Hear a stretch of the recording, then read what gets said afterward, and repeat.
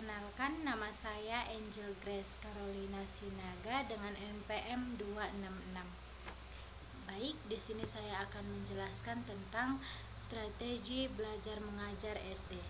Yang pertama itu pengertian strategi belajar mengajar SD. Strategi belajar mengajar untuk sekolah dasar atau SD adalah pendekatan atau metode yang digunakan oleh guru untuk mengajar siswa dengan efektif. Baik, selanjutnya tentang ada beberapa komponen strategi pembelajaran.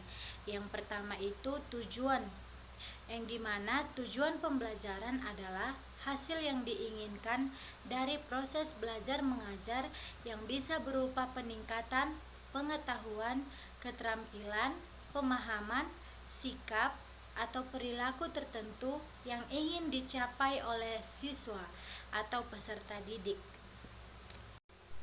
Baik, yang kedua yaitu bahan ajar atau materi pembelajaran, yang dimana bahan ajar atau materi pembelajaran ialah materi-materi yang digunakan untuk mendukung proses pembelajaran dalam suatu mata pelajaran atau topik tertentu.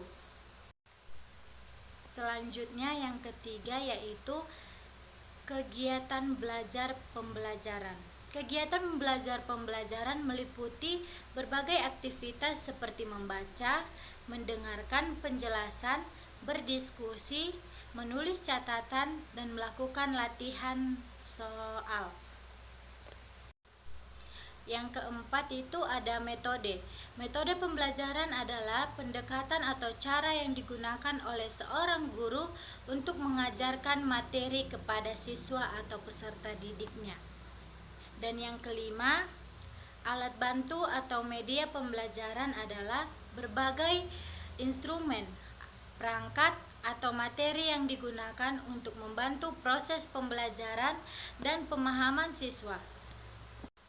Yang keenam ada sumber pembelajaran, yang dimana sumber pembelajaran ini adalah segala hal atau bahan yang digunakan untuk memberikan informasi, pengetahuan, atau keterampilan kepada peserta didik dalam proses belajar mengajar. Dan yang terakhir itu ada evaluasi. Evaluasi itu adalah sebuah proses sistematis untuk menilai atau mengevaluasi kinerja siswa, efektivitas atau nilai dari suatu program, kebijakan, produk, atau proses. Baik, selanjutnya ada beberapa hubungan antara komponen pembelajaran. Yang pertama itu tujuan pembelajaran dan evaluasi pembelajaran saling terkait dan mendukung satu sama lain. Tujuan pembelajaran menggunakan apa yang ingin dicapai oleh siswa setelah mengikuti suatu pembelajaran. Sedangkan evaluasi pembelajaran digunakan untuk menilai sejauh mana tujuan-tujuan tersebut tercapai. Dengan kata lain, evaluasi pembelajaran memberikan gambaran tentang sejauh mana siswa telah mencapai tujuan-tujuan pembelajaran yang telah ditetapkan.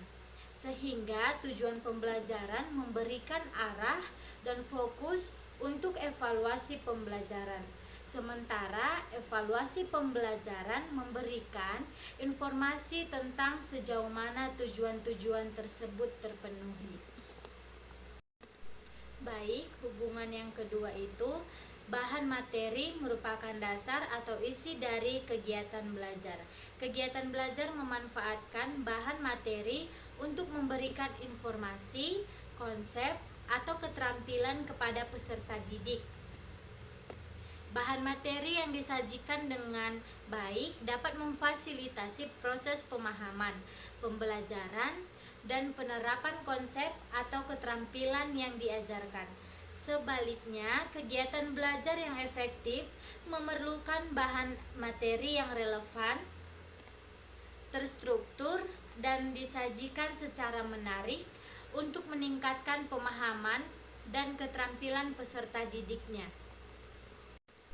Baik, adapun hubungan yang ketiga itu ialah metode pembelajaran dan sumber pembelajaran, yang saling terkait dalam proses pendidikan. Metode pembelajaran menentukan cara guru menyampaikan materi kepada siswa, sementara sumber pembelajaran adalah materi atau informasi yang digunakan dalam proses pembelajaran.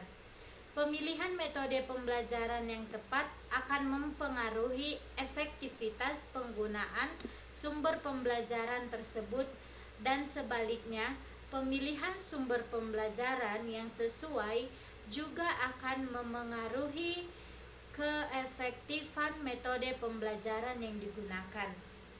Nah, misalnya dalam metode pembelajaran kolaboratif, sumber pembelajaran berupa bahan yang mendukung interaksi antara siswa, sementara dalam metode pembelajaran eksperimental, sumber pembelajaran berupa materi yang memungkinkan eksperimen atau observasi langsung.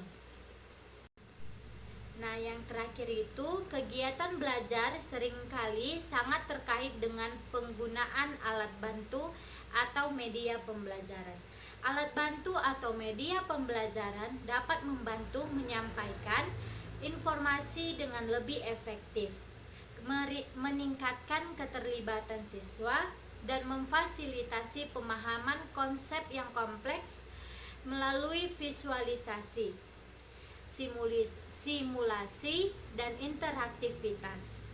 Dengan menggunakan alat bantu atau media pembelajaran yang sesuai, proses belajar menjadi lebih menarik, mudah dipahami, dan memungkinkan siswa untuk memperoleh pemahaman yang lebih dalam lagi. Oke, baik. Sekian dari hasil pemaparan materi saya. Saya ucapkan terima kasih. Saya mohon maaf jika ada kesalahan kata atau cara penyampaian materi saya. Saya minta maaf. Sekian dan terima kasih.